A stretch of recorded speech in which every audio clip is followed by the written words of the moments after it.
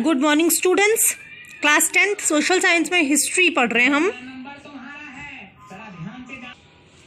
Chapter number 3 which is nationalism in India start किया था हमने। Today we are going to start topic which is the sense of collective belonging.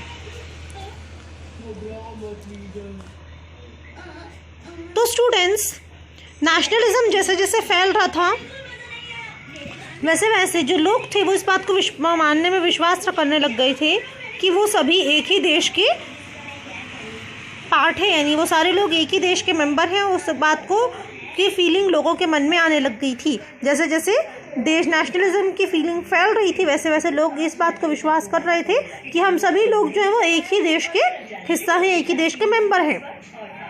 अब ये बात यानी कि एक नेशन हमारा होना चाहिए, ये रियलिटी लोगों के मन में कैसे आई, किस तरीके से लोगों के मन में अलग अलग जो कम्युनिटी के लोग थे जो अलग अलग लैंग्वेज बोलते थे उन सब के मन में किस तरीके से फीलिंग आई, तो उसके लिए हम पढ़ेंगे topic the sense of collective belonging.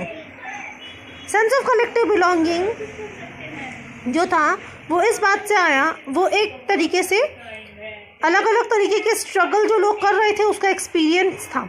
यानी सभी लोग जो स्ट्रगल्स कर रहे थे, सभी लोग जो अलग अलग तरीके के आंदोलन कर रहे थे, तो उन सभी का जो एक्सपीरियंस उन सबको हो रहा था वो ये हो रहा था कि हम सभी एक ही देश के मेंबर हैं।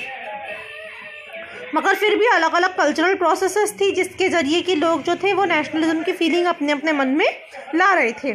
इसमें कुछ था history and fiction, folklore and songs, popular print and symbols, ये सभी चीज़ें जो थी वो नेशनलिज्म की फीलिंग लाने के लिए अपना अपना इम्पॉर्टेंट रोल प्ले कर रही थी।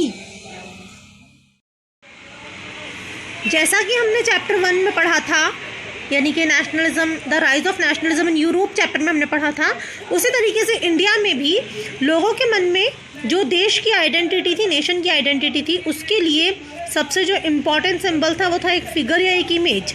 तो लोगों ने अपने मन में एक इमेज, देश की एक इमेज जो थी उसको बनाना स्टार्ट किया। 20th सेंचुरी में जैसे जैसे डेवलपमेंट हो रहा था, ग्रोथ हो रहा था नेशनलिज्म का, वैसे वैसे लोगों ने इंडिया की इमेज को एसोसिएट करना स्टार्ट कर दिया भारत माता की इमेज से, यानी जोड़ना स्टार्ट कर दिया भारत माता की इमेज से। यहाँ पर साइड में आपको इमेज नज़र आ रही है भारत माता की, जो कि रविंद्रनाथ टैगोर ने 1905 में बनाई थी। उन्होंने ये बात शो करी थी कि हमारे जो देश है, हमारा जो कंट्री है, वो एक तरीके से हमारी माँ है, हमारी भारत माँ है, जिसको कि हमको ब्रिटिशर्स से बचाना है। ये जो इमेज थी पहली बार बनाई गई बंकिम चंद्र चट्टोपाध्याय के द्वारा। उन्होंने 1870s में वंदे मातरम भी लिखा था, जो कि अपने देश के ऊपर एक सॉन्ग था। आगे जाके उन्होंने एक नॉवेल लिखी जिसका नाम था आनंद मठ, जिसमें कि स्वदेशी मूवमेंट जो चल रहे थे बंगाल में उसके बारे में बताया गया था। उसके बाद में रविंद्रनाथ टैगोर ने फेमस जो भारत माता की पेंटिंग थी वो बनाई। उन्होंने एक फिगर पोर्ट्रेट किया दैट शी इज काम, कंपोज, डिवाइन एंड स्पिरिचुअल। उसके बाद में आगे चलकर जैसे जैसे टाइम आगे बढ़ने लगा वैसे वैसे अलग अलग पेंटिंग्स, अलग अलग आर्टिस्ट ने अपने जो आर्ट के ज़रिए भारत माता की इमेज को डिफरेंट तरीके से शो किया। ये जो फिगर आपको यहाँ पे नज़र आ रहा है, इस फिगर में 19th सेंचुरी में जो भारत माता थी उनकी जो फाइनल पेंटिंग थी वो बना दी गई थी। उसमें उन्होंने द फिगर ऑफ भारत माता जो था वो अब रविंद्रनाथ टैगोर ने पोर्ट्रेट किया था। उन्होंने बताया दैट उनके हाथ में त्रिशूल है, वो एक लायन और एलिफेंट के साथ में खड़ी है, जो कि ये बताता है कि पावर और अथॉरिटी का सिंबल शो कर रहा है। नहीं, हमारे देश जो है वो पावरफुल देश है और हमारे देश में हमारा खुद का शासन है, अथॉरिटी हमारी खुद की है, ये शो कर रहा था ये फ़ोटो।